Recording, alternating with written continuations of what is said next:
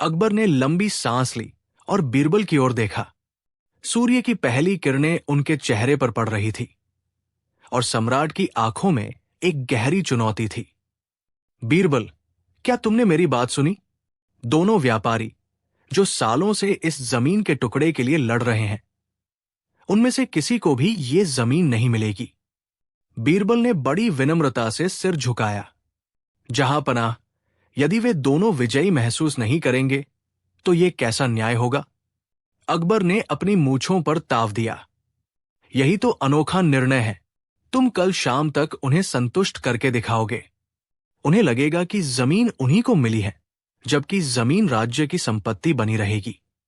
दरबार के अन्य मंत्री ये सुनकर फुसफुसाने लगे। ये बीरबल के लिए लगभग असंभव कार्य था। बीरबल मुस्कुराए। उन्होंने कहा, हुजूर, मैं दोनों व्यापारियों को बुलाना चाहूंगा। मेरा निर्णय जमीन पर नहीं, बल्कि उस पर चलने वाले हवा पर टिका होगा। इस रहस्यमय उत्तर ने अकबर सहित सभी को असमंजस में डाल दिया। अब सभी की नजरें बीरबल पर टिक गई कि वो इस दुविधा को कैसे सुलझाते हैं। अगले दिन शाम को पूरा दरबार उत्सुकता से खचाखच भरा हुआ था। दोनों व्यापारी, रामलाल और श्यामदास, एक दूसरे को घूरते हुए सामने खड़े थे। बीरबल ने शांति से कार्यवाही शुरू की। रामलाल, बीरबल ने पूछा, क्या आप इस बात से सहमत हैं कि भले ही जमीन आपकी हो, उस जमीन के ठीक ऊपर बहने वाली हवा पर आपका कोई एकाधिकार नहीं हो सकता? रामलाल ने सिर हिलाया। जी हुजूर, हवा भला कैसे किसी की संपत्ति हो सकती है? बीरबल श्यामदास की ओर मुड़े। ठीक है श्यामदास, मैं तुम्हें जमीन का अधिकार देता हूं। श्यामदास की आंखों में तुरंत चमक आ गई। बीरबल ने आगे जोड़ा, किंतु इस शर्त पर कि जमीन के ऊपर बहने वाली समस्त हवा जमीन से ठीक एक बाल की मोटाई ऊपर तक रामलाल की संपत्ति रहेगी। आप रामलाल की हवा का उपयोग या उसमें सांस नहीं ले सकते, नहीं रामलाल की हवा में कोई निर्माण कर सकते हैं, जब तक वो अनुमति न दे। ये सुनकर श्यामदास का उत्साह तुरंत ठंडा पड़ गया। जमीन तो उसकी थी, पर वो न तो उस पर चल सकता था, न ही उस पर कुछ उगा सकता था। रामलाल मुस्कुराया, क्योंकि अब जमीन पर अप्रत्यक्ष रूप से उसका नियंत्रण हो गया था। ये सुनकर अकबर भी चौंक गए। अकबर ने हैरानी से बीरबल की ओर देखा। बीरबल, उन्होंने कहा, यह कैसा न्याय है? जमीन का मालिक जमीन पर खड़ा भी नहीं हो सकता। क्या यह श्यामदास के साथ घोर अन्याय नहीं? बीरबल ने सम्मानपूर्वक सिर झुकाया। जहां पनाह, उन्होंने समझाया, यह न्याय बिल्कुल संतुलित है। श्यामदास की शर्त थी कि वो जमीन खरीदेगा। रामलाल की शर्त थी कि वो हवा बेचेगा। अब श्यामदास के पास दो ही रास्ते हैं। या तो वो रामलाल को हवा में चलने, सांस लेने और निर्माण करने का प्रतिदिन का उचित किराया दे, या अपनी अनुपयोगी विजय भूमि रामलाल को वापस बेच दे, जिसे वो इस्तेमाल ही नहीं कर सकता। श्यामदास का चेहरा पीला पड़ गया। उसने तुरंत महसूस किया कि उसने एक ऐसी संपत्ति खरीदी है जो उसके किसी काम की नहीं है और जिसके लिए उसे अब उल्टा रामलाल को ही किराया देना पड़ेगा। शर्मिंदगी से सिर झुकाकर उसने स्वीकार किया, हुजूर, मैं अपनी हार मानता हूं। बीरबल ने सही कहा, मैं रामलाल को जमीन वापस बेचता हूं और अपनी गलती स्वीकार करता हूं। बादशाह अकबर बीरबल की बुद्धिमत्ता और अनोखे निर्णय से अत्यंत प्रभावित हुए। उन्होंने तुरंत रामलाल को उसकी जमीन वापस दिलाई और बीरबल को पुरस्कृत किया। बादशाह अकबर ने प्रसन्नता से बीरबल को गले लगाया। वाह बीरबल, तुम अपनी बुद्धिमानी से हर बार मुझे चकित कर देते हो। तुम्हारा यह निर्णय न केवल न्यायपूर्ण था, बल्कि इसमें व्यापार और स्वामित्व के गहरे नियम भी छिपे थे। दरबार में मौजूद सभी दरबारी बीरबल की असाधारण सोच की दाद दे रहे थे। जब सारा शोर शांत हुआ तो अकबर ने बीरबल से पूछा, ये तो बताओ, तुमने इतनी आसानी से श्यामदास को उसकी गलती कैसे महसूस करा दी? बीरबल ने हाथ जोड़कर कहा, हुजूर, बात सीधी थी। जब श्यामदास ने कुएं का स्वामित्व खरीद लिया तो वो कुएं की हर चीज का मालिक बन गया। यदि कुआं उसका था तो उसमें रखा पानी भी उसका हुआ। फिर भी वो कुएं को रामलाल की जमीन पर रखे हुए था, इसलिए उसे या तो रामलाल को पानी का उपयोग करने की अनुमति देनी थी या फिर कुएं को रामलाल की जमीन से तुरंत हटाना था। उसने केवल लालच से सोचा, लेकिन दायित्व से नहीं। इस सरल व्याख्या को सुनकर अकबर और भी संतुष्ट हुए। उन्होंने आदेश दिया कि इस अनोखे निर्णय को शाही अभिलेखागार में दर्ज किया जाए, ताकि भविष्य में ऐसे विवादों का समाधान आसानी से हो सके। श्यामलाल का मुख लज्जा से झुक गया। उसे अपनी लालच भरी मूर्खता का एहसास हुआ। उसने तुरंत रामलाल से क्षमा याचना की और कुएं के पानी के उपयोग के लिए रामलाल को उचित किराया देने पर सहमति व्यक्त की। रामलाल भी अत्यंत संतुष्ट हुआ, क्योंकि उसे बिना किसी लंबी कानूनी लड़ाई के त्वरित और सच्चा न्याय मिला था। बादशाह अकबर ने प्रसन्नता में भरकर बीरबल की ओर देखा। वाह बीरबल, तुम्हारी बुद्धि की कोई सीमा नहीं है। तुम न केवल मेरी सल्तनत के रत्न हो, बल्कि न्याय के अद्भुत प्रकाश स्तंभ भी हो। अकबर ने तुरंत अपने खजांची को आदेश दिया कि बीरबल को उनकी असाधारण सेवा और चतुराई के लिए स्वर्ण मुद्राओं से भरी एक थैली भेंट की जाए। पूरे दरबार में बीरबल की बुद्धिमत्ता की जय जयकार हुई। इस घटना ने एक बार फिर यह सिद्ध कर दिया कि बीरबल के लिए दुनिया का कोई भी विवाद जटिल नहीं था, जिसका समाधान वो क्षण भर में न कर सके। मगर बीरबल की ये ख्याति कुछ ईर्ष्यालु दरबारियों को रास नहीं आई। उन्हें लगने लगा कि बीरबल की बुद्धि का बखान आवश्यकता से अधिक किया जा रहा है। विशेष रूप से दो प्रभावशाली मनसबदार, रशीद खान और नवाब अली, ने मिलकर बीरबल को चुनौती देने की ठानी। उनका मानना था कि दुनिया में हर समस्या का समाधान तर्क से नहीं, बल्कि केवल असंभवता से किया जा सकता है। कुछ ही सप्ताह बाद एक नए अजीबोगरीब मसले के लिए दरबार सजा। दरबार खचाखच भरा हुआ था।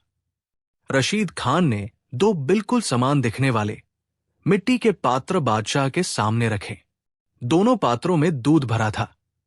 जहां पनाह, रशीद खान ने झुककर कहा, हमने सुना है कि बीरबल हर जटिलता को क्षण भर में सुलझा देते हैं, पर आज हम उनके सामने सबसे सरल पहेली रखते हैं।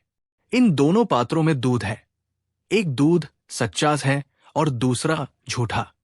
हमारा प्रश्न यह है कि बीरबल बिना चखे या छुए कैसे बताएंगे कि सच्चा दूध कौन सा है और झूठा कौन सा है? ये प्रश्न सुनकर अकबर भी असमंजस में पड़ गए। दूध में सत्य या असत्य कैसे हो सकता है? सभी की निगाहें अब बीरबल पर टिकी थी। बीरबल ने रशीद खान को देखकर एक शांत मुस्कान दी। जटिलता प्रश्न में नहीं, खान साहब, बल्कि उस परिभाषा में है जो आप सत्य और असत्य को दे रहे हैं।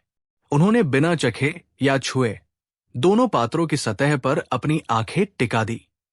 बीरबल ने ध्यान दिया कि एक पात्र के दूध के ऊपर हल्की चिकनी परत थी, जबकि दूसरे की सतह पूरी तरह सपाट और कुछ ज्यादा ही चमकदार थी।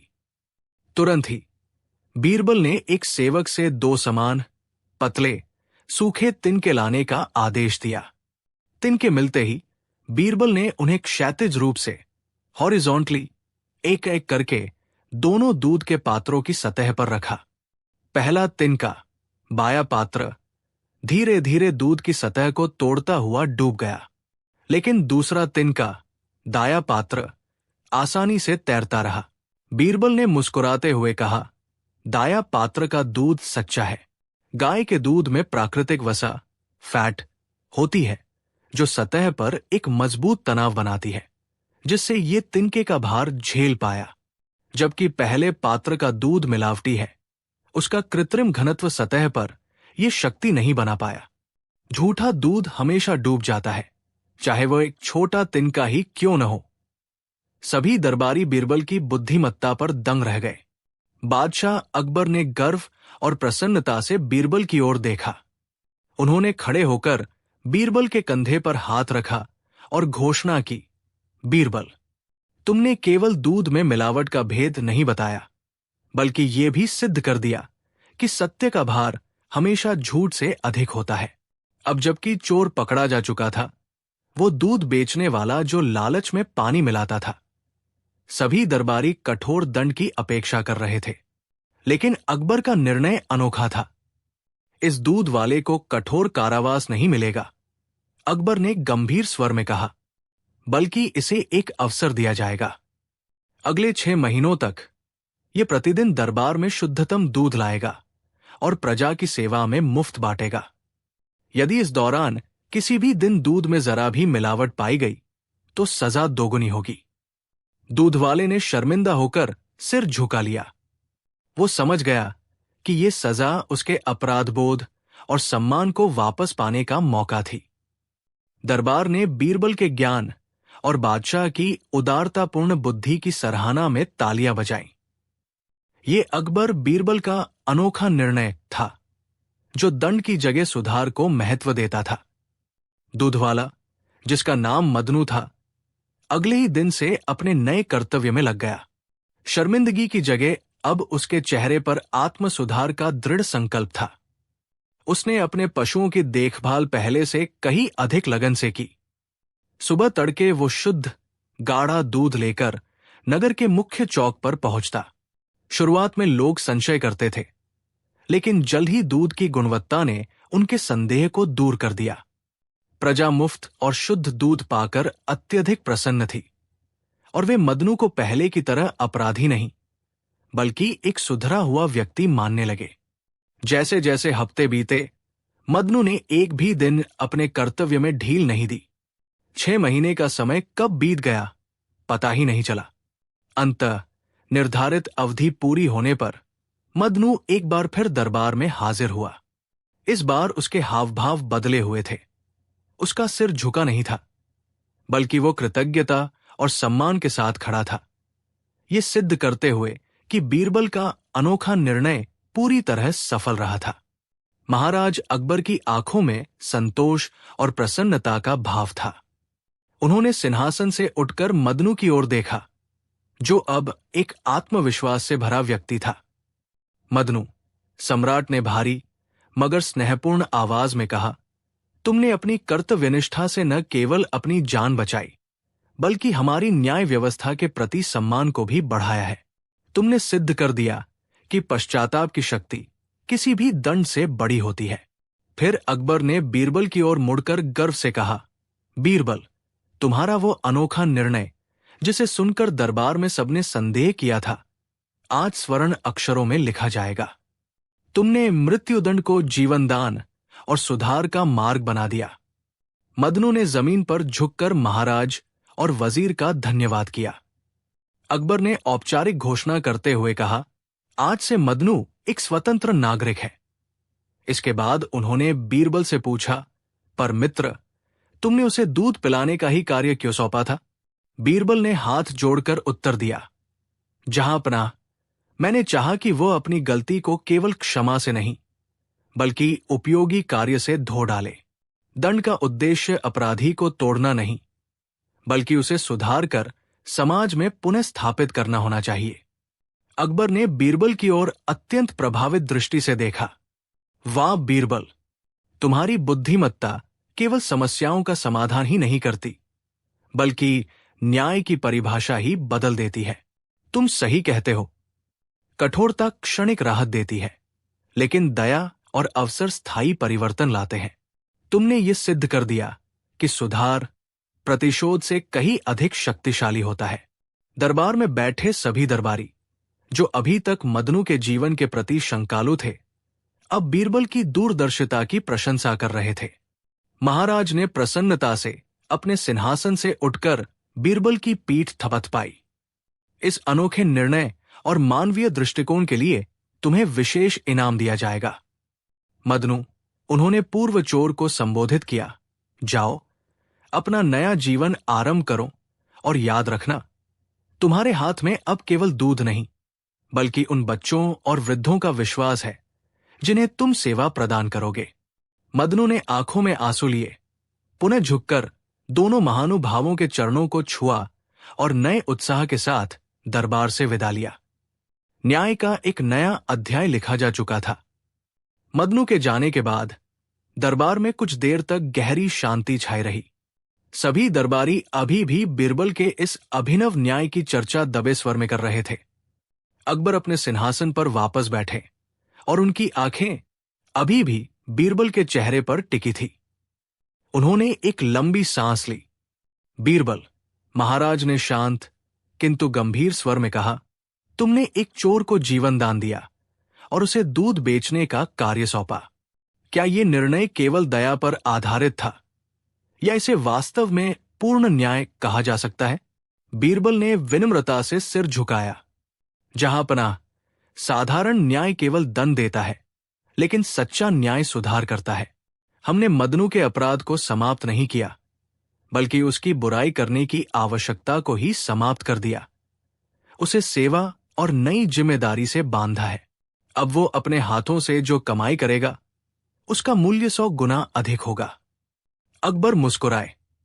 वास्तव में तुमने न केवल एक व्यक्ति को बचाया, बल्कि यह भी सिद्ध कर दिया कि समस्या का समाधान कभी कभी तलवार की धार में नहीं, बल्कि बुद्धिमत्ता और अद्वितीय दयालुता में छिपा होता है। अकबर ने अपने वजीरों की ओर देखा, जिनकी आंखें अब भी बीरबल की बुद्धिमत्ता से चौड़ी थी। याद रखो दरबारियों, उन्होंने गंभीर स्वर में कहा, आज बीरबल ने हमें सिखाया कि न्याय का उद्देश्य केवल दंड देना नहीं, बल्कि जीवन को नया मार्ग देना है। अब से हमारे राज्य के हर निर्णय में दया और सुधार का तत्व अनिवार्य होगा। बीरबल ने सम्मानपूर्वक झुककर कहा, जहांपनाह, जब किसी अपराधी को दंड के बजाय जिम्मेदारी दी जाती है, तो वो केवल एक सेवक नहीं बनता, बल्कि राज्य की शक्ति का एक नया स्तंभ बन जाता है, जिसकी नींव पश्चाताप और सेवा पर टिकी होती है। उसी दिन मदनू को शाही उद्यानों की देखरेख का काम सौंपा गया। अपनी नई जिम्मेदारी में उसने मिट्टी और पौधों के बीच वो शांति पाई जो उसे चोरी के जीवन में कभी नहीं मिली थी। वो मेहनती और ईमानदार हो गया।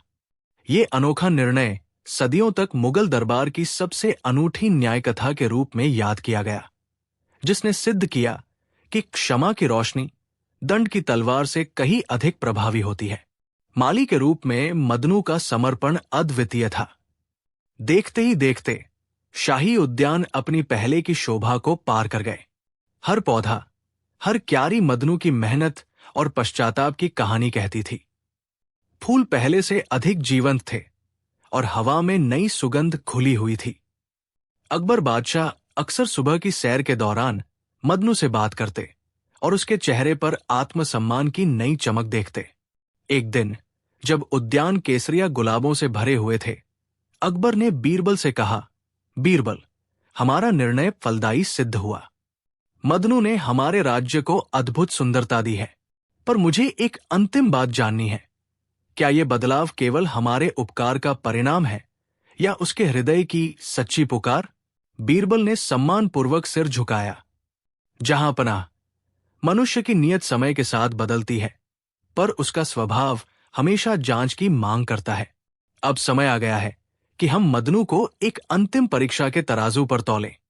तभी हमें यह पता चलेगा कि क्या क्षमा का बीज अब पूरी तरह जड़ पकड़ चुका है। अकबर उत्सुक हो उठे, और वो परीक्षा क्या होगी बीरबल? बीरबल ने अपनी दाढ़ी सहलाते हुए उत्तर दिया, जहांपनाह, परीक्षा धन या दंड की नहीं होगी, बल्कि दायित्व और एकांत की होगी। मनुष्य का सच्चा चरित्र तब सामने आता है जब उसे लगता है कि उसके कर्मों का कोई साक्षी नहीं है। हम मदनू को एक गुप्त और अत्यंत महत्वपूर्ण कार्य सौंपेंगे। अकबर ने जिज्ञासा से झुककर पूछा, कैसा कार्य? हम उसे राज्य की सबसे मूल्यवान संपत्ति, शाही रत्न मंजूषा की देखरेख का जिम्मा देंगे। ये मंजूषा बहुमूल्य आभूषणों से भरी है। हम ये अफवाह फैलाएंगे कि सुरक्षा कारणों से इसे कल रात के तीसरे पहर मदनू के आवास पर छिपाया जाएगा। अकबर चौंक उठे। ये तो अत्यंत जोखिम भरा है बीरबल। यदि वो लालच में आ गया तो? बीरबल के चेहरे पर आत्मविश्वास झलक रहा था।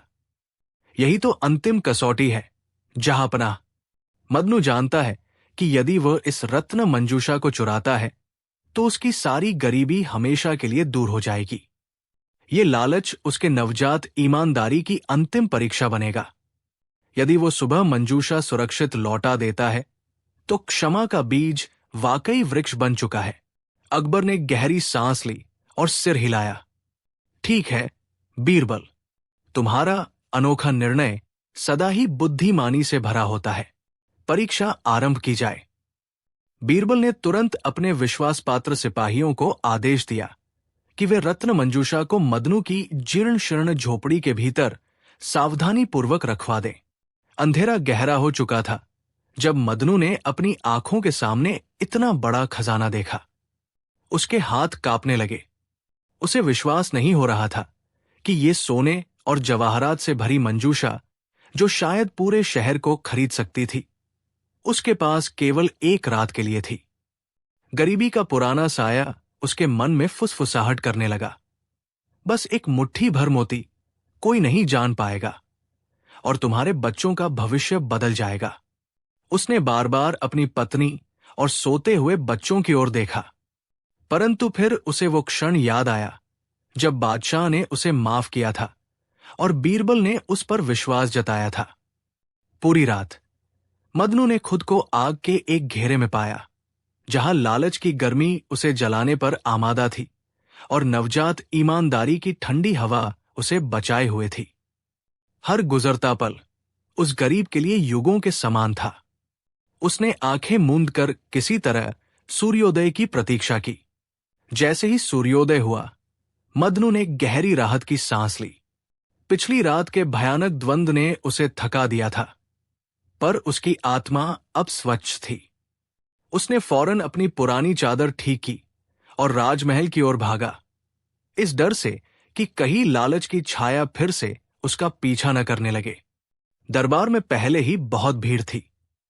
बादशाह अकबर बीरबल के साथ बैठे थे। उनके चेहरे पर प्रत्याशा थी। जब मदनू ने प्रवेश किया और सम्मानपूर्वक सिर झुकाया तो पूरे दरबार की निगाहें उस पर टिक गई। बीरबल ने अपनी चिरपरिचित शांत मुस्कान के साथ पूछा, स्वागत है मदनू। बताओ क्या हुआ? क्या तुमने खजांची की गिनती पूरी कर दी? और क्या रात का अंधेरा तुम्हारे लिए कोई अनमोल भेंट लेकर आया था? मदनू ने कांपते हुए हाथ जोड़े। उसने अपनी पूरी कहानी सुनाने के बजाय केवल इतना कहा, हुजूर, कल रात मैंने महसूस किया कि ईमानदारी की रोशनी दुनिया के सारे मोतियों से कहीं अधिक मूल्यवान है। अकबर ने उत्सुकता से बीरबल की ओर देखा। मोती? बादशाह ने सवाल किया। ये मोतियों की बात क्या है? बीरबल मुस्कुराए। जहां पनाह, उन्होंने उत्तर दिया, यही वो अनोखा निर्णय है जिसकी प्रतीक्षा हम कर रहे थे। जहां पनाह, बीरबल ने झुककर कहा, कल रात जब खजांची मदनू को अंधेरे में खजाना सौंपा गया तो मैंने भी उसे एक दूसरा विकल्प दिया था। वो विकल्प था एक ऐसी भेंट जो दुनियावी लालच का प्रतिनिधित्व करती थी। हमने उसे अवसर दिया कि वो ईमानदारी और मोतियों में से किसी एक को चुन ले। बीरबल ने मदनू की ओर देखते हुए अपनी बात पूरी की। मोती की बात इसलिए आई, हुजूर, क्योंकि मदनू ने सचमुच में उस प्रलोभन को ठुकरा दिया। कल रात का अंधेरा केवल गिनती की परीक्षा नहीं था, बल्कि ये उसके चरित्र की परख थी। अगर वो उस भेंट को स्वीकार कर लेता तो वो गिनती के योग्य नहीं रहता। अकबर के चेहरे पर संतोष की चमक आ गई। अद्भुत बीरबल, तो अब तुम्हारा अंतिम निर्णय क्या है? बीरबल ने घोषणा की। जहां पनाह, यही है हमारा अनोखा निर्णय। जो व्यक्ति अंधेरे में भी ईमानदारी की रोशनी थामे रहता है, वही राजकोष का सबसे सच्चा रक्षक हो सकता है। आज से खजांची मदनू को राजकोष का मुख्य संरक्षक, मुख्य खजांची नियुक्त किया जाता है। उसकी ईमानदारी ही उसका सबसे बड़ा मोती है। दरबार में एक पल के लिए गहरा सन्नाटा छा गया। जिन दरबारियों ने रिश्वत देकर या जोड़तोड़ करके ये पद पाने की उम्मीद की थी, उनके चेहरे फीके पड़ गए। बादशाह अकबर, जो बीरबल की दूरदर्शिता से हमेशा प्रभावित रहते थे, मुस्कुराए और बोले, ये निर्णय केवल न्यायपूर्ण ही नहीं, बल्कि एक युग की सीख है। बीरबल, तुमने राजकोष के लिए खजांची नहीं, बल्कि एक नीति का संरक्षक चुना है। अकबर ने तुरंत सिपाहियों को आदेश दिया कि खजांची मदनू को सम्मान सहित दरबार में लाया जाए। जब साधारण वेशभूषा में डरा हुआ मदनू सामने आया तो अकबर ने स्वयं उठकर उसके कंधे पर हाथ रखा। उन्होंने कहा, मदनू, तुम हमें ये याद दिलाते हो कि सच्चे हीरे अक्सर धूल में दबे होते हैं। आज से तुम हमारे राजकोष के विश्वास हो। इस प्रकार एक छोटे से ईमानदार क्लर्क ने केवल अपनी ईमानदारी के बल पर सल्तनत के सबसे महत्वपूर्ण पदों में से एक को प्राप्त किया। मदनू ने अपनी नई जिम्मेदारी को पूरी विनम्रता और गहन समर्पण के साथ स्वीकारा। उसकी नियुक्ति के बाद राजकोष के प्रबंधन में तुरंत सकारात्मक सुधार दिखने लगा। जिन मंत्रियों और दरबारियों ने पहले बीरबल के निर्णय पर संदेह किया था, वे अब मदनू की कार्यशैली और उसकी अपार ईमानदारी को देखकर चकित थे। बीरबल का ये अनोखा परीक्षण केवल एक ईमानदार व्यक्ति को सामने नहीं लाया था, बल्कि उसने पूरे राज्य को ये संदेश दिया था कि बादशाह की नजर में चरित्र किसी भी योग्यता या सिफारिश से ऊपर है। कुछ ही महीनों में मदनू की देखरेख में राजकोष न केवल भर गया, बल्कि उसमें व्याप्त छोटी बड़ी हेराफेरी भी जड़ से समाप्त हो गई। एक शाम जब दरबार की कार्यवाही समाप्त हो गई तो संतुष्ट अकबर ने बीरबल की ओर देखा। उन्होंने मुस्कुराते हुए कहा, बीरबल, तुमने सच ही कहा था। हिसाब की किताबों से ज्यादा जरूरी है व्यक्ति के मन को पढ़ना। इस बार का खजांची चुनना वास्तव में हमारा सबसे अनोखा और सफल निर्णय था। यह सुनते ही बीरबल ने केवल सिर झुका दिया, क्योंकि उन्हें अपनी बुद्धिमत्ता पर कोई आश्चर्य नहीं था। बीरबल, बादशाह ने अपनी दाढ़ी सहलाते हुए पूछा, मैं अब भी ये जानने को उत्सुक हूं कि तुमने मदनू को क्यों चुना? उसके पास कोई शिक्षा या अनुभव नहीं था। वो तो केवल एक दीनहीन व्यक्ति था। बीरबल ने सम्मानपूर्वक उत्तर दिया, जहांपनाह, शिक्षा और अनुभव हमेशा ईमानदारी की गारंटी नहीं देते। मैंने मदनू में वह चीज देखी जो बड़े बड़े विद्वानों और अनुभवी अधिकारियों में भी कम ही मिलती है, संतुष्टि का भाव। वो जानता था कि गरीबी क्या होती है, इसलिए वो राजकोष के धन को केवल एक जिम्मेदारी मानता था, अपना निजी खजाना नहीं।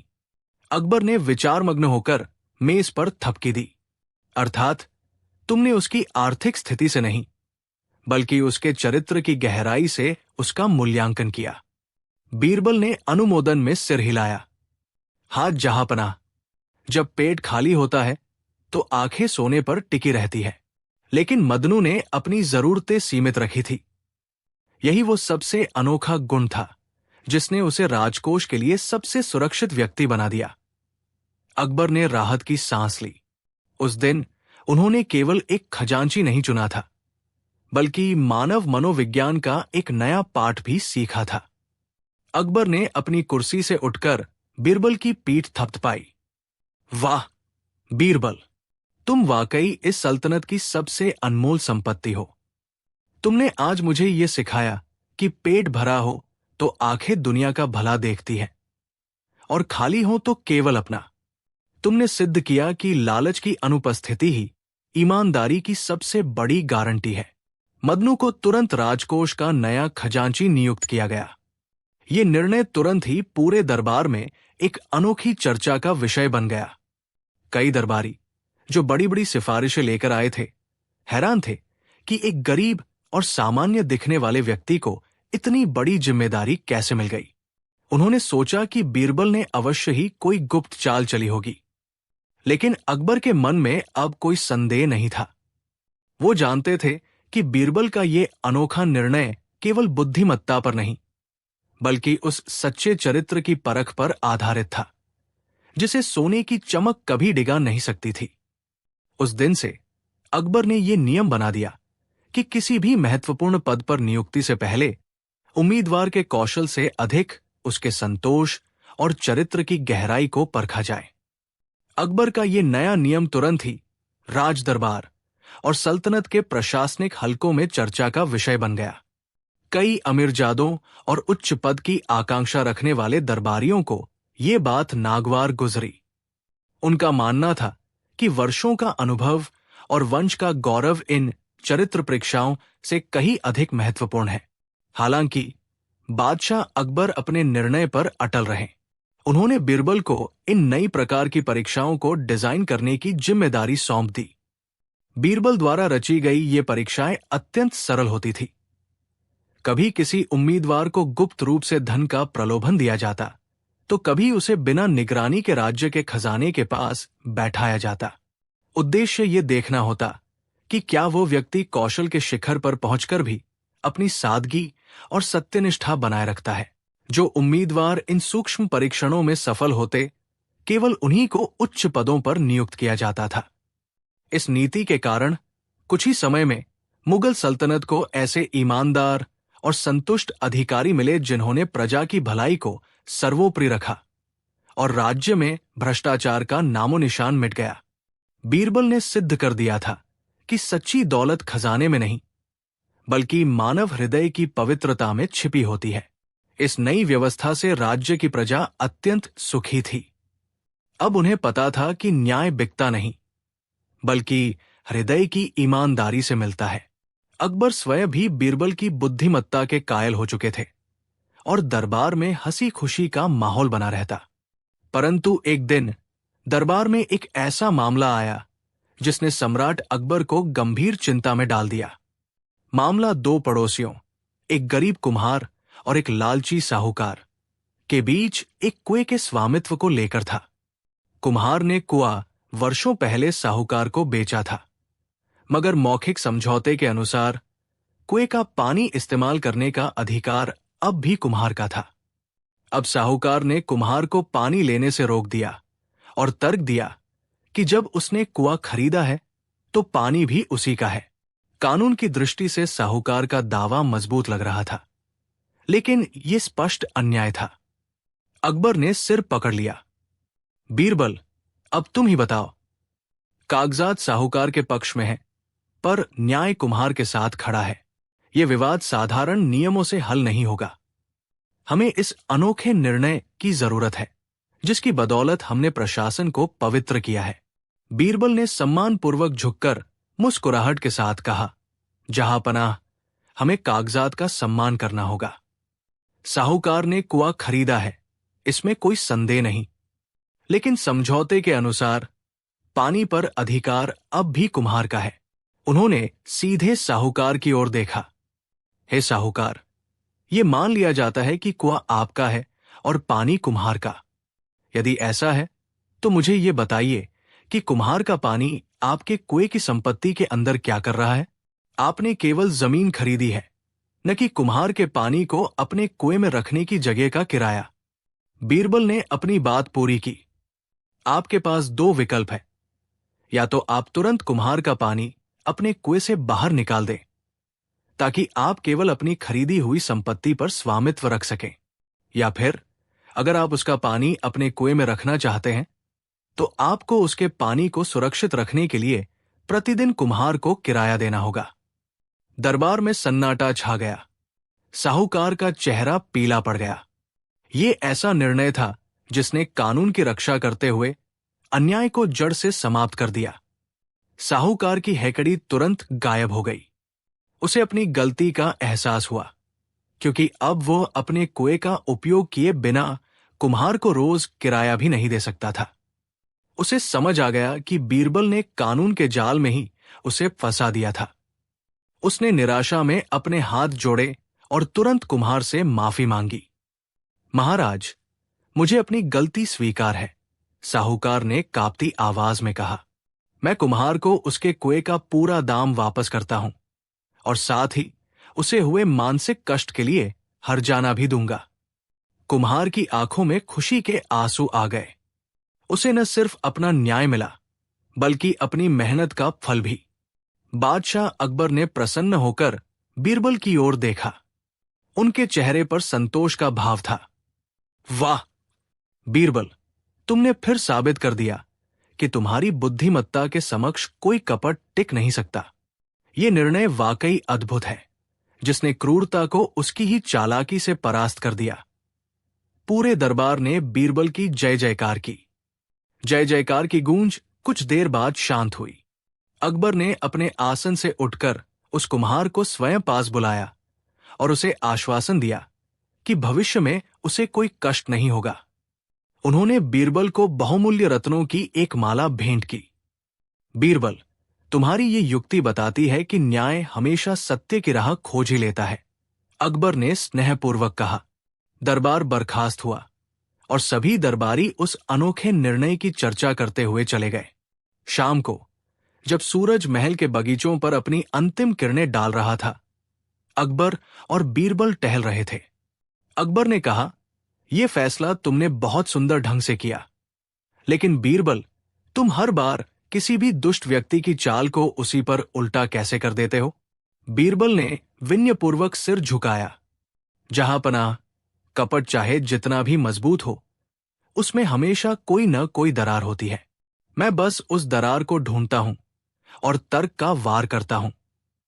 क्रूरता और लोभ की नींव हमेशा कमजोर होती है। उनकी इस सादगी भरी व्याख्या ने बादशाह का मन पूरी तरह जीत लिया। अकबर मुस्कराए। तुम्हारी बातें मोती जैसी है बीरबल, तुम्हारी सादगी ही तुम्हारी सबसे बड़ी शक्ति है। लेकिन अक्सर न्याय इतना सीधा नहीं होता। कई बार तो ऐसा लगता है कि दोनों पक्षों में कहीं न कहीं हठ और अहंकार की छाया है, न कि केवल लोभ की। उन्होंने कुछ देर सोचा और फिर यमुना की ओर संकेत करते हुए बोले, कुछ दिन पहले की बात है। मेरी सेना के 2 सिपाहियों में एक विचित्र विवाद खड़ा हो गया है।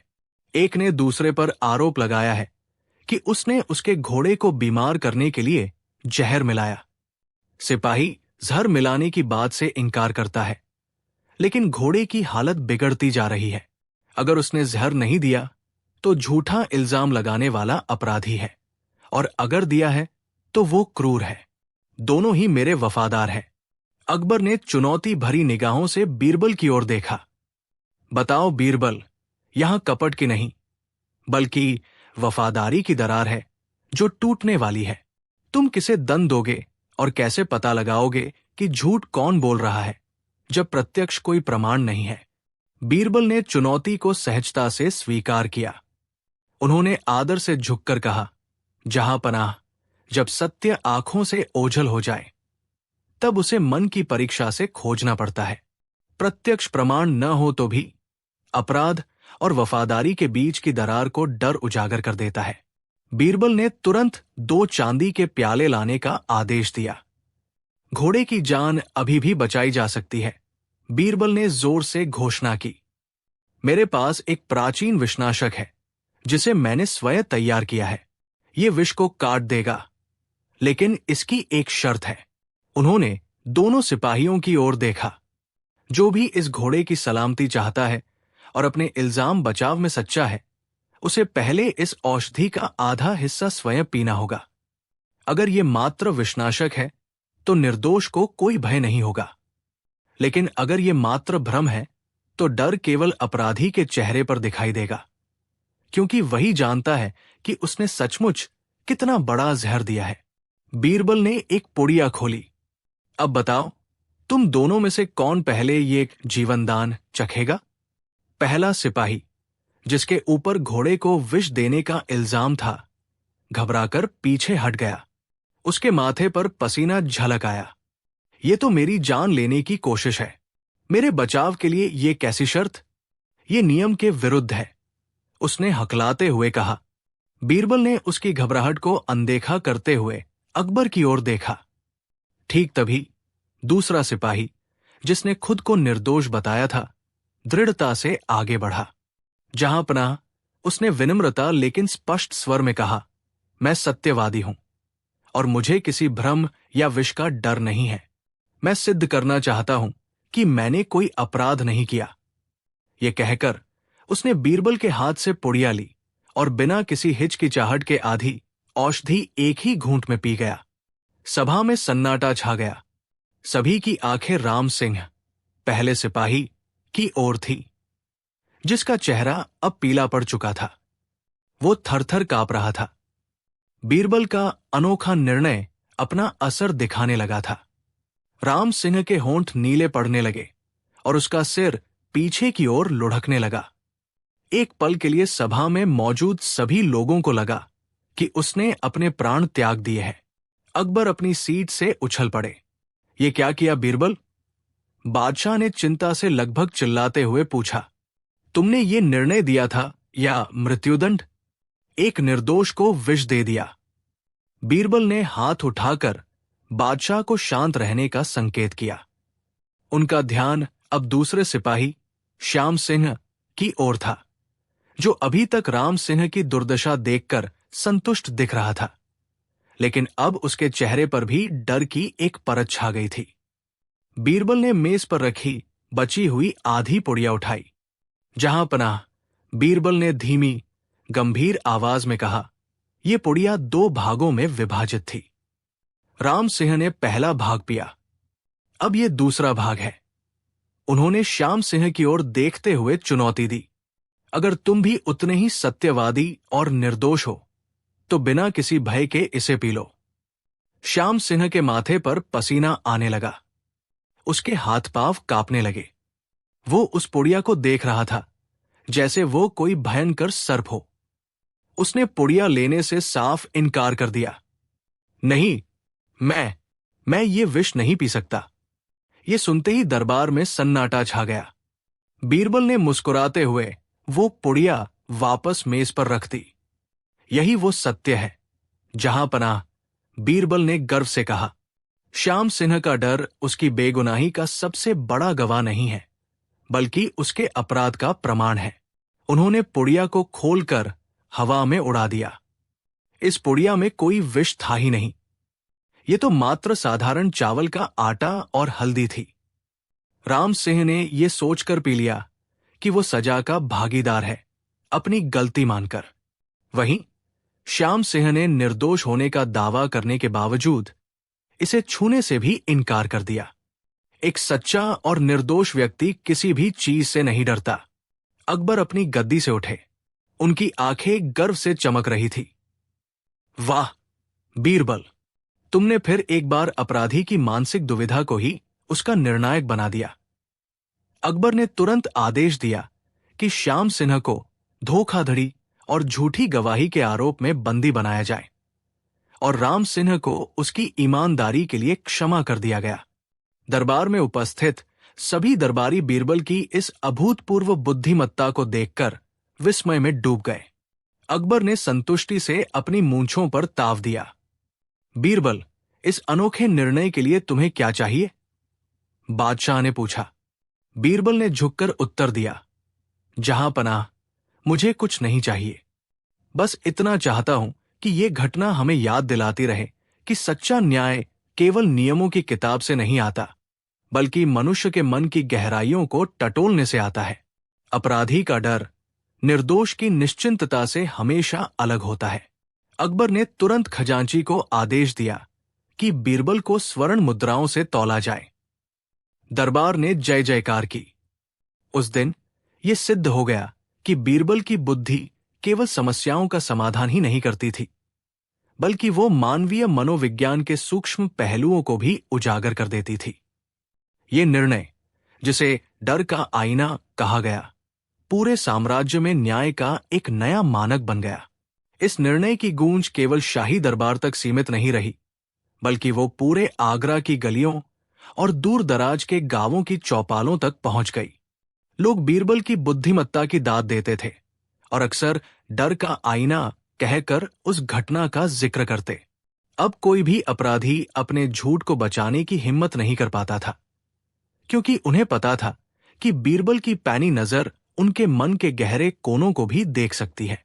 कई दिन बाद अकबर ने बीरबल को अपने निजी शाही कक्ष में आमंत्रित किया। बादशाह शांत मुद्रा में बैठे थे। उनके चेहरे पर गर्व की चमक थी। बीरबल, अकबर ने स्नेह से कहा, तुमने सिद्ध कर दिया कि न्याय केवल तलवार और कानून की धाराओं से नहीं चलता, बल्कि वो मानवीय स्वभाव को समझने की कला है। पर मुझे एक बात बताओ, इतना बड़ा खतरा उठाने का साहस तुम्हें कहां से मिला? यदि तुम्हारा अनुमान गलत साबित होता? बीरबल ने सिर झुकाकर उत्तर दिया, जहां पनाह, डर और साहस एक ही सिक्के के 2 पहलू है। निर्दोष व्यक्ति कभी भी अपनी नियति से नहीं डरता, जबकि दोषी का डर उसकी चुप्पी में भी चिल्लाता है। मैंने केवल उस चिल्लाहट को सुना। अकबर ने संतुष्टि से बीरबल की ओर देखा। उन्हें ज्ञात था कि बीरबल केवल मंत्री नहीं, बल्कि उनके साम्राज्य की अमूल्य निधि थे। अकबर के चेहरे पर एक विस्तृत मुस्कान फैल गई। उन्होंने अपना कीमती रत्न जड़ित हार उतारकर बीरबल की ओर बढ़ाया। बीरबल, तुम सच्चे अर्थों में नवरत्न हो। यह हार तुम्हारे ज्ञान के समक्ष तुच्छ है, पर यह मेरी ओर से तुम्हारी अद्भुत बुद्धिमत्ता के लिए एक भेंट है।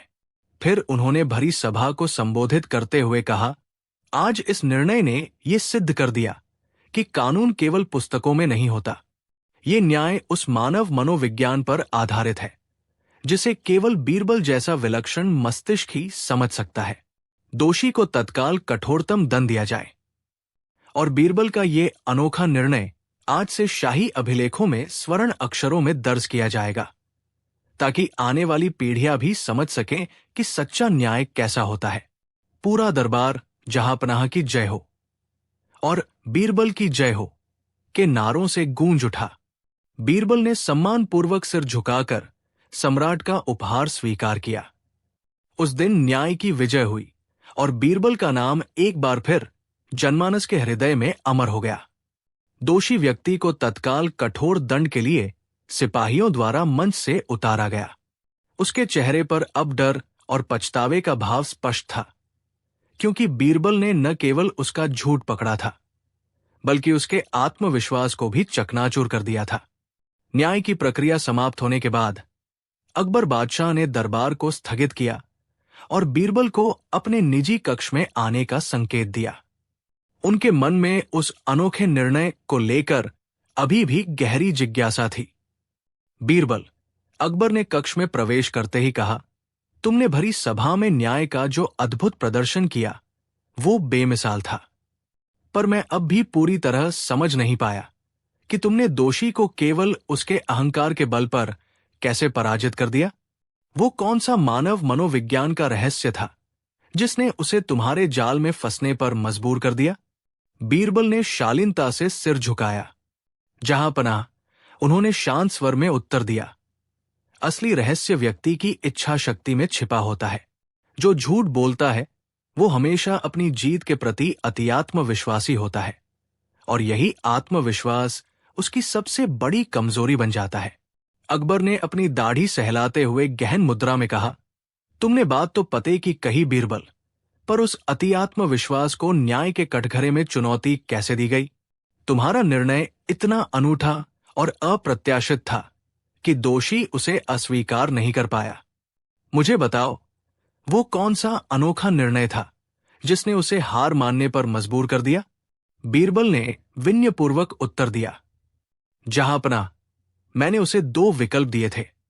पहला, यदि वो तुरंत अपना अपराध स्वीकार कर लेता है तो उसे एक सामान्य दंड देकर मुक्त कर दिया जाएगा, और दूसरा, यदि वो अपने झूठ पर अड़ा रहता है तो उसे एक ऐसी चुनौती स्वीकार करनी होगी जो उसकी बुद्धिमत्ता के लिए असंभव हो।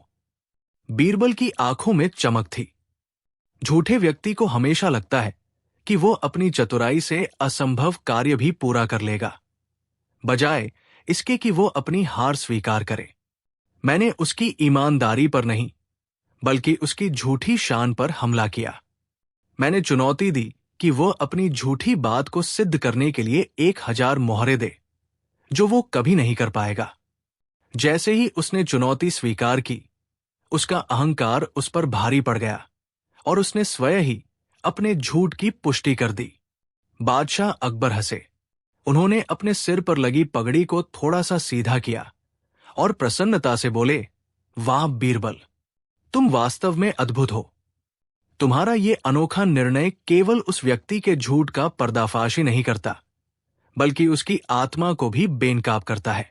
तुमने मोहरों को सच्चाई का पैमाना बना दिया। अकबर ने आगे बढ़कर बीरबल के कंधे पर हाथ रखा। आथा, यह स्पष्ट है कि झूठा व्यापारी अपने झूठ को सिद्ध करने के लिए एक कौड़ी भी नहीं दे सकता। उसे तुरंत दरबार से निकाल दिया जाए और भविष्य में उसे कभी भी न्याय की मांग करने की अनुमति न दी जाए। तुमने न केवल न्याय किया है, बल्कि हमें यह भी सिखाया है कि झूठ का सामना सीधे तर्क से नहीं, बल्कि उसके अहंकार की कीमत से करना चाहिए। जब कोई व्यक्ति अपनी गलती स्वीकार करने के बजाय उस पर और पर्दा डालने की कोशिश करता है, तो उसका अहंकार ही उसे पराजित करता है। दरबारी बीरबल की जय जयकार करने लगे। महाराज अकबर ने संतुष्टि की सांस ली। उन्होंने बीरबल को बैठने का संकेत किया और गंभीर स्वर में दरबारियों की ओर मुखातिब हुए। आप सबने देखा, बादशाह बोले, कि बीरबल ने कैसे एक जटिल समस्या को एक कौड़ी के मूल्य पर हल कर दिया। साधारणतः हम प्रमाण और गवाह खोजते रह जाते हैं, लेकिन बीरबल ने मनुष्य के लालच और उसके आत्मविश्वास की परीक्षा ली। झूठे व्यक्ति का आत्मविश्वास हमेशा डगमगाता है, खासकर जब उसे अपने झूठ के लिए कोई वास्तविक कीमत चुकानी पड़े। ये निर्णय आने वाली पीढ़ियों के लिए एक मिसाल बनेगा कि सच्ची बुद्धिमत्ता केवल सत्य जानने में नहीं, बल्कि उसे उजागर करने के अनोखे तरीके में निहित होती है। दरबार की कार्यवाही समाप्त हुई। अकबर ने बीरबल को बहुमूल्य उपहार से सम्मानित किया, और उस दिन बीरबल का ये कौड़ी न्याय केवल आगरा तक ही सीमित नहीं रहा, बल्कि शीघ्र ही पूरे राज्य में अनोखी बुद्धिमत्ता की कहानी बनकर फैल गया। कौड़ी न्याय की चर्चा ने जल्द ही दूर दराज के प्रांतों में भी बीरबल की धाक जमा दी। लोग जटिल मामलों को सुलझाने के लिए दूर दूर से आगरा आने लगे। उन्हें विश्वास हो चला था कि जहां सामान्य नियम और साक्ष्य विफल हो जाते हैं, वहां बीरबल अपनी अनूठी दृष्टि से सत्य को खींच लाते हैं। न्याय का यह सरल किंतु गहन तरीका, जहां सत्य की कीमत कौड़ी नहीं, बल्कि झूठ बोलने वाले की आत्मग्लानि थी, राज दरबार के इतिहास में स्वर्णाक्षरों में अंकित हो गया। बादशाह अकबर, जो पहले ही बीरबल की बुद्धिमत्ता के कायल थे, अब उन्हें केवल अपना दरबारी नहीं, बल्कि पूरे हिंदुस्तान में न्याय और विवेक का प्रतीक मानने लगे। उन्होंने गर्व से घोषणा की कि बीरबल का हर निर्णय केवल एक समाधान नहीं, बल्कि जीवन जीने का एक नया सबक होता है। अन्य राज्यों के दरबारियों ने भी इस कौड़ी न्याय की पद्धति को अपनी कार्यप्रणाली में शामिल करने का प्रयास किया, लेकिन वे बीरबल जैसी मानव स्वभाव की गहरी समझ उत्पन्न करने में असमर्थ रहे। ये घटना युगों युगों तक एक ऐसी कहानी बनकर कायम रही, जिसने ये सिद्ध किया कि बुद्धिमत्ता का बल धन या शक्ति के बल से कहीं अधिक प्रभावशाली होता है। बीरबल की बढ़ती ख्याति और उनके तर्कसंगत निर्णयों से शहंशाह अकबर का मन अत्यंत प्रसन्न रहने लगा। वो स्वयं को भाग्यशाली मानते थे कि उनके दरबार में ऐसा रत्न मौजूद है। लेकिन इस प्रशंसा के साथ ही दरबार के कुछ दरबारी, विशेष रूप से वजीर आलम, ईर्ष्या की आग में जलते रहते थे। उन्हें लगता था कि बीरबल की बुद्धिमत्ता को चुनौती देना आवश्यक है, ताकि उसका प्रभाव कम हो सके। एक दोपहर जब दरबार खचाखच भरा हुआ था, वजीर आलम ने अकबर के सामने एक जटिल समस्या रखी। उन्होंने कहा, जहांपनाह, बीरबल हर समस्या का समाधान कौड़ी से कर देते हैं, लेकिन क्या वे बिना देखे किसी व्यक्ति के मन की बात बता सकते हैं? हमारी चुनौती यह है कि वे बिना बताए अनुमान लगाएं कि हम तीनों, मैं, तानसेन और टोडरमल, आज रात खाने में क्या खाएंगे।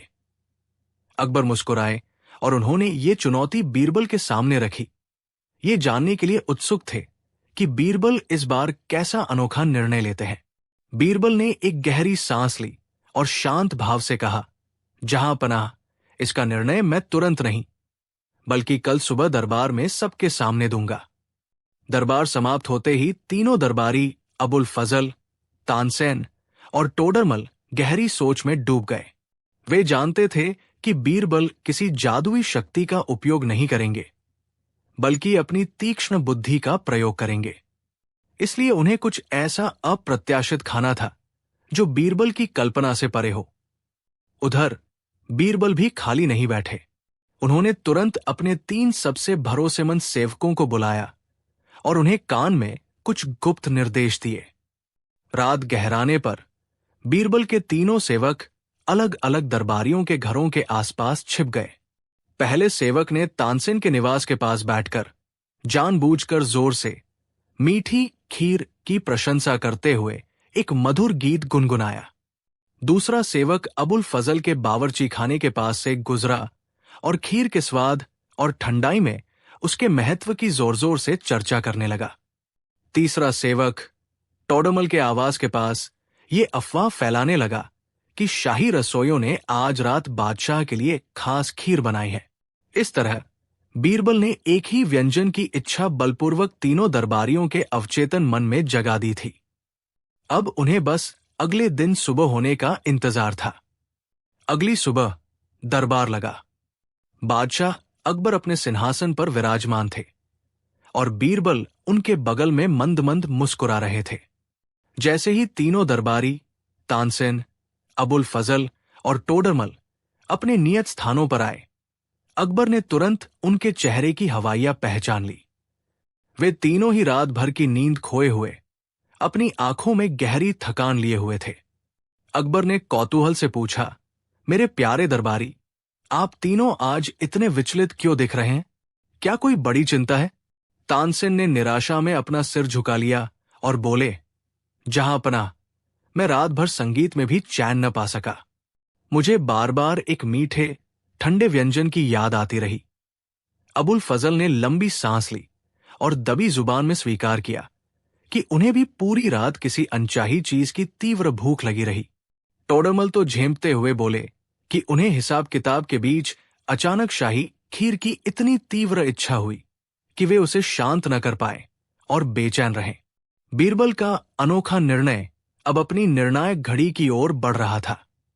अकबर ने बीरबल की ओर देखा, जो पहले ही सब समझ चुके थे। अब बीरबल को यह सिद्ध करना था कि खीर की वो इच्छा किसने पैदा की थी और उसका असली उद्देश्य क्या था। बीरबल ने अत्यंत शांत भाव से बादशाह को प्रणाम किया। उनके चेहरे पर वही चिरपरिचित मुस्कान थी जो ये सिद्ध करती थी कि वो इस पूरी घटना का अर्थ जानते हैं। जहांपनाह, बीरबल ने विनम्रता से कहा, ये इच्छा किसी जादू या दैवीय शक्ति ने नहीं जगाई थी, बल्कि एक बहुत ही सरल मानव मनोवैज्ञानिक चाल थी। दरबार में पिन ड्रॉप सन्नाटा छा गया। अबुल फजल और टोडरमल दोनों आश्चर्यचकित थे। बीरबल ने आगे कहा, माफी चाहूंगा, लेकिन कल शाम हमने शाही बागीचे में टहलते हुए जानबूझकर मिस्री, ठंडी बर्फ और केसर जैसे शब्दों का प्रयोग किया था। इतना ही नहीं, यह भी सुनिश्चित किया था कि आप सबके कमरे के पास से गुजरने वाली रसोई की हवा में खीर की हल्की सुगंध देर तक बनी रहे। एक रात की बेचैनी इसलिए हुई क्योंकि आपके मस्तिष्क को एक ऐसी चीज का संकेत मिला जो तत्काल पहुंच से बाहर थी। बीरबल ने निष्कर्ष निकाला, इससे यह सिद्ध होता है कि यदि एक साधारण मीठी इच्छा भी इतने बुद्धिमान व्यक्तियों के जरूरी काम में बाधा डाल सकती है, तो फिर क्रूरता या लालच जैसी बड़ी इच्छाएं समाज का कितना बड़ा नुकसान कर सकती है। ये था मेरा अनोखा निर्णय, जहांपनाह। बीरबल के इस तार्किक और अनूठे निर्णय को सुनकर पूरा दरबार सन्न रह गया। बादशाह अकबर की आंखें गर्व से चमक उठीं। उन्होंने तुरंत खड़े होकर बीरबल की पीठ थपथपाई। वाह बीरबल, अकबर ने गूंजती हुई आवाज में कहा, तुमने केवल समस्या का समाधान नहीं किया, बल्कि मानव मन की सबसे मूलभूत कमजोरी को भी सबके सामने उजागर कर दिया। तुम ये सिद्ध करने में सफल रहे कि यदि एक साधारण स्वादिष्ट वस्तु का आकर्षण हमें विचलित कर सकता है, तो लोभ और ईर्ष्या का दलदल समाज को कितनी गहराई तक डुबो सकता है। दरबारियों के सिर शर्म से झुक गए। उन्हें एहसास हुआ कि उनकी बेचैनी रसोई की हवा का नहीं, बल्कि उनके मन में उठने वाली अनियंत्रित कामना का परिणाम थी। उन्होंने अपनी भूल स्वीकार करते हुए बादशाह से क्षमा मांगी। अकबर ने मुस्कुराते हुए कहा, आज से ये पाठ सबको याद रहेगा। संयम ही सबसे बड़ी संपत्ति है। बीरबल, तुम्हारे इस अनोखे निर्णय के लिए तुम्हें विशेष पुरस्कार दिया जाता है। बीरबल ने सिर झुकाकर सम्मान ग्रहण किया, किंतु उनके चेहरे पर संतोष का भाव था। उन्होंने विनम्रता से कहा, जहांपनाह, ये पुरस्कार मेरा नहीं, बल्कि उन सभी दरबारियों के ईमानदार पश्चाताप का है जिन्होंने अपनी भूल स्वीकार की। मैंने कोई अनोखा निर्णय नहीं लिया। मैंने केवल एक चीज की शक्ति का उपयोग किया, इंतजार। उन्होंने आगे स्पष्ट किया, जिस चीज को हम तुरंत पा नहीं सकते, वो हमारे मन में अत्यंत तीव्र लालसा पैदा करती है। यदि उस लालसा को कुछ देर नियंत्रित रखा जाए तो उसकी चमक फीकी पड़ जाती है। मैंने उन्हें केवल अपनी इच्छाओं को काबू करना सिखाया, क्योंकि एक शासक को सबसे पहले खुद पर शासन करना आना चाहिए। बादशाह अकबर ने बीरबल की बुद्धिमत्ता की गहराई को समझते हुए तालियां बजवाई। उन्होंने घोषणा की, तुम्हारी दूरदर्शिता लाजवाब है बीरबल। ये कहानी केवल एक साधारण व्यंजन की नहीं है, बल्कि ये सीख है कि राज्य की नींव अनुशासन और आत्मनियंत्रण पर टिकी होती है। दरबार ज्ञान और शांति की भावना से गूंज उठा, लेकिन इस गहन वार्तालाप का प्रभाव केवल दरबार तक सीमित नहीं रहा। बादशाह अकबर ने तुरंत अपने वजीर आजम को आदेश दिया कि इस सिद्धांत को राज्य के संचालन में लागू किया जाए। उन्होंने घोषणा की, यदि हमारी इच्छाओं का प्रबंधन संभव है तो राजकोष का प्रबंधन क्यों नहीं? बीरबल ने हमें सिखाया है कि असली परीक्षा नियंत्रण में है, न कि उपभोग में। इसके बाद अकबर ने एक अनोखे परीक्षण का आदेश दिया। उन्होंने राज्य के सभी उच्च मंत्रियों और सूबेदारों को अगले 10 दिनों के लिए एक अजीब चुनौती दी। हर अधिकारी को प्रतिदिन सूर्योदय के समय एक शुद्ध चांदी का सिक्का दिया जाएगा। उन्हें उस सिक्के को अपने पास रखना है। वे न तो उसे खर्च कर सकते हैं, न ही दान दे सकते हैं, और न ही सुरक्षित रूप से छिपा सकते हैं। उन्हें यह सिक्का हर क्षण अपनी नजरों के सामने रखना होगा। दरबार भौंचक्का रह गया। ये कैसा आत्मनियंत्रण का पाठ था? अकबर ने आगे कहा, 10वें दिन ये देखा जाएगा कि किसने अपनी लालसा को अपने सबसे करीब रखकर भी उस पर विजय पाई। ये परीक्षण केवल धन पर नियंत्रण का नहीं, बल्कि स्वयं के चरित्र पर शासन करने का था। 10 अधिकारियों ने भारी मन से बादशाह की इस अजीब चुनौती को स्वीकार किया। पहले कुछ दिन तो सिक्के जमा करने का रोमांच था, लेकिन जल्द ही ये उत्साह तनाव में बदल गया। नियम स्पष्ट थे। सिक्का हमेशा दृश्यमान रहना चाहिए। उन्हें रात को सोते समय भी वो सिक्का बिस्तर के पास ऐसी जगह रखना पड़ता था जहां आंख खुलते ही उस पर नजर पड़े। जैसे जैसे दिन बीतते गए, चांदी के सिक्कों का ढेर बढ़ता गया। 5वें दिन तक हर अधिकारी के पास एक छोटा सा चमकदार खजाना जमा हो चुका था। अब यह धन आकर्षण नहीं, बल्कि एक भारी मानसिक बोझ बन गया था। एक अधिकारी को डर था कि कोई चोरी न कर ले, इसलिए वो रात भर जागता रहा। दूसरे को अपने बढ़ते खजाने को देखकर इतना लोभ आने लगा कि उसने बाजार जाना ही छोड़ दिया। कहीं गलती से वो उसे खर्च न कर बैठे। बीरबल शांत भाव से ये अवलोकन कर रहे थे, क्योंकि वो जानते थे कि अकबर का अनोखा निर्णय वास्तव में मनुष्य की इच्छा शक्ति की कठोर अग्नि परीक्षा थी। 6ठे दिन की सुबह शाही माहौल पूरी तरह से तनावग्रस्त था। अधिकारियों के चेहरे पर अब लालच की चमक नहीं, बल्कि नींद की कमी और गहरी चिंता झलक रही थी। उनकी आंखें सूजी हुई थी और उनकी चाल में भी उत्साह नहीं था। सबसे पहले शाही खजांची, जिसे अपनी संपत्ति पर सबसे अधिक गर्व था, वो बीरबल के पास पहुंचा। उसने अपना सिर झुकाया और कांपते हुए बोला, दीवान जी, ये चांदी अब मेरा सुख नहीं, बल्कि कारावास बन गई है। मैं अपनी शांति खो चुका हूं। कृपया ये दैनिक भार हमसे वापस ले लिया जाए। जल्द ही अन्य अधिकारी भी अपनी अपनी शिकायतें लेकर आ गए। वे सभी एकमत थे।